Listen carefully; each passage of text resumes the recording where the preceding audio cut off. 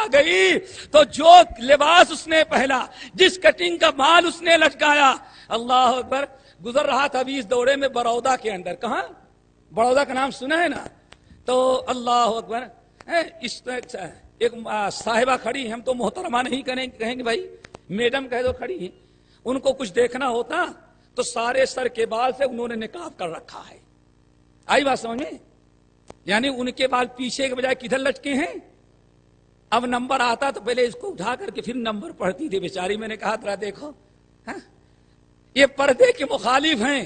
کپڑے کے پردے سے اللہ نے محروم کر دیا تو سر کے بالوں کو ان کے چہرے پر لٹکا دیا. چہرے اگر وہ کپڑا کا پردہ کرتی تو شاید وہ مصیبت نہ آتی جو بالوں کے کو لٹکا کر کے انہوں نے ایک فیشن کے طور پر اپنے آپ کو بڑا اچھا سمجھا. اللہ نے ایسا ذلیل کیا، اتنی مشقت میں ڈالا کہ ٹیلی فون نمبر بھی دیکھنا ہو تو پہلے اٹھاؤ. ہماری ماں اور بہن سب سے بڑا اپنا پیشوا کس کو سمجھا؟ ان اداکارہ عورتوں کو. نعوذ باللہ من ذالک. پھر ذرا سوچو، ہم نے سب کو اپنا وفادار، سب کے فرما بردار بن گئے. اگر ہم بے وفائی کرتے ہیں تو اللہ اس کے رسول سے ہم تو سب کے وفادار ہیں، اور وفاداری کی صدا ذلت رسوائی نہیں دیتا وفادار.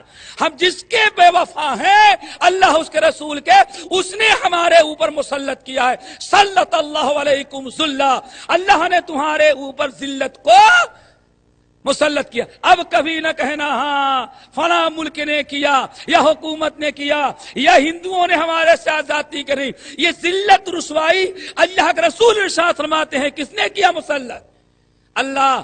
اب اس کا نتیجہ کیا ہے؟ اللہ اکبر. آپ ارشاد فرماتے سن لو کان کھول کر کے، لا ینزعہ. کتنی بھی دعائیں کرو گے، کتنی بھی دوستی کے ہاتھ دنیا کے لوگوں کے سامنے پھیلاؤ گے، اللہ نے ذلت کو مسلط کیا ہے. اب ذلت اٹھائے گا تو اللہ ہی اٹھائے گا. جب تک اللہ ذلت کو نہیں اٹھائے گا یہ ذلت دنیا کی کوئی طاقت اٹھا نہیں سکتی. اور اللہ تعالیٰ کب اٹھائیں گے؟ جو ذلت اللہ نے تمہارے اوپر مسلط کیا ہے اس ذلت کو اللہ تعالیٰ اس وقت تک نہیں اٹھائے گا. کب تک؟ حتی ترجعوا الی دینکم، جب تک کہ تم دوبارہ اپنے دین کی طرف واپس نہ لوٹاؤ. پتہ یہ چل گیا ہم دیندار تھے تو دنیا میں عزت والے تھے، ہم نے دین کو چھوڑا تو ذلیل ہو گئے. اب دوبارہ دین کی طرف آئیں گے تبھی اللہ تعالیٰ ہمیں عزت نصیب کرے گا.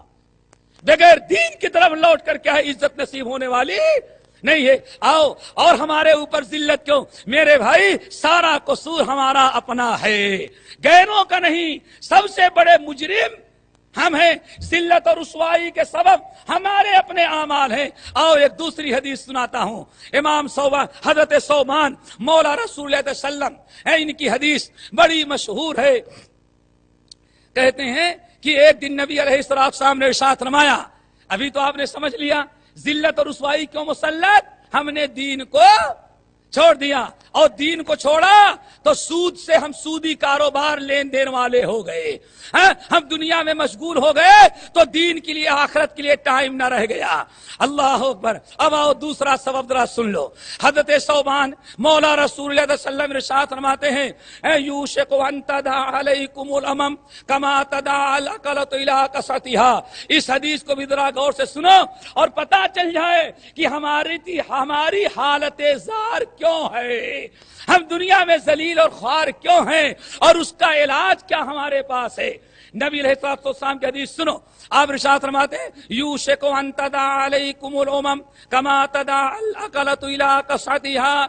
اے لوگو ایک زمانہ وہ آئے گا، قریب ہے، انتظار کرو کہ یوشک ان تداعی علیکم الامم، دنیا کی ساری قومیں، یہودی ہوں، عیسائی ہوں، مشرک ہوں، بت پرست ہوں، آگ کی پوجا کرنے والے ہوں یا چاند کی، سمندر کی پوجا کرنے والے ہوں یا کنکر اور پتھر کی، یہ جتنی قومیں دنیا کے اندر ہیں، ایک وقت ایسا آئے گا کہ ساری قومیں تمہارے اوپر ٹوٹ پڑیں گی.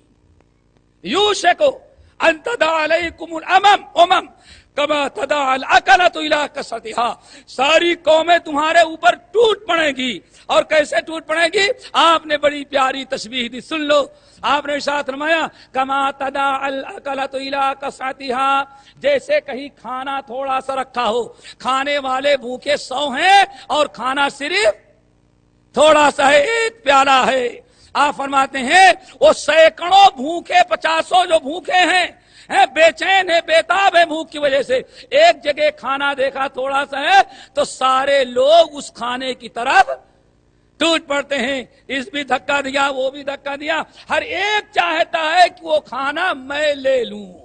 आपने फरमाया जैसे भूखे प्याले की तरफ टूट पड़ते हैं, ऐसे ही सारी दुनिया की कौमें तुम्हारे ऊपर टूट पड़ेगी।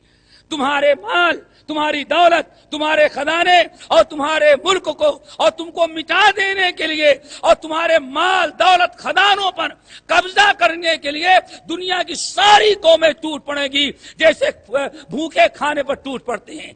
सहाबे कराम ने कहा या रसूलल्लाह फमिन किल्लति यौमइदिन, क्या उस दिन हमारी तादाद बहुत थोड़ी होगी, हमारी तादाद मिट जाएगी, हमारी बड़ी कलील मिकदार होगी, इसलिए दुश्मनों के हौसले बढ़ जाएंगे और दुनिया की सारी कौमें हमारे ऊपर टूट पड़ेगी, हम मुकाबले के लायक नहीं रह गए, हमारी तादाद बहुत घट जाएगी।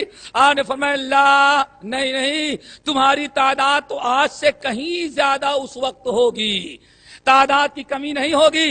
वलाकिन्नकुम गुसाउन का गुसाइस सैल, तुम्हारे तादाद तो बहुत ज्यादा होगी, आज से कई गुना, लेकिन तुम्हारी सारी कुव्वत खत्म हो जाएगी। और तुम्हारी मिसाल कैसी होगी कमजोरी की? वलाकिन्नकुम गुसाउन का गुसाइस सैल, जिस तरह से यहाँ आपके रास्तों में जरा देखें, नालियों के अंदर जहाँ नाले पर नाले होते हैं वहाँ सूखी घासें पड़ी रहती हैं, कपड़े पड़े रहते हैं, कागज पड़े रहते हैं और बड़े खसो खासाक पड़े रहते हैं। जब जोर की बारिश हो तब पानी तो एक है, लेकिन तिनके खसो खासाक बेहिसाब हैं, लेकिन सारे बेहिसाब खसो खासाक पानी से अपने आप को बचा नहीं सकते। पानी करेला सबको लेके चला जाता है। आपने फरमाया तुम्हारी तादाद तो बहुत होगी, लेकिन दुश्मनों के रेले के, दुश्मनों का जब हमला तुम्हारे ऊपर होगा, दुनिया की सारी कौमें जो तुम्हारे ऊपर टूट पड़ेगी, तो तुम्हारी और दुश्मनों की मिसाल वही होगी जैसे बारिश के मौसम में जोरदार बारिश होती है, पानी बहता है तो सारे खसो खासाक को बहा ले जाता है। यानी दुश्मनों का रेला पानी के मानिंद होगा और तुम्हारी मिसाल कैसी होगी? खसो खासाक के मानिंद। अल्लाह अकबर। अब सवाल ये है कि इतनी बड़ी, इतनी कमजोरी, कसरत तादाद, बहुत भारी तादाद होने के बावजूद आज लोग कहते हैं दुनिया में ईसाई ज्यादा है। कौन ज्यादा है? ये कैसे हो सकता है भाई? तुम्हारे बाजू में ईसाई हो, 2 बच्चे ज्यादा उसके यहां नहीं होते, हाँ? और 1 दर्जन से कम मुसलमान के यहां नहीं होते, हाँ? तो तादाद किसकी ज्यादा रहेगी? मुसलमानों की। आज भी हमारी तादाद ज्यादा है। और 6 महीने पहले जो रिपोर्ट शाये हुई थी, हाँ, दुनिया के सबसे बड़े जमहूरी मुल्क की, हाँ, सबकी आंखें खुल गई। अगर हम तो हमारे 2 का चक्कर रहा तो 20 साल में मुसलमान मुल्क में सबसे आगे बड़ी तादाद हो जाएगी, फिर हमारा सारा मामला मुश्किलात। रिपोर्ट पढ़ी थी ना तो पता ये चल गया मेरे भाई, एक मुसलमान जिसके पास, जिस कौम के पास 40-40 बच्चे हो, कितने? हाँ? इराक और अमेरिका की जो लड़ाई हो रही थी तो दुबई में एक कोयती भग करके आया, अल्हम्दुलिल्लाह पूरे 40 बच्चे थे उसके। कितने?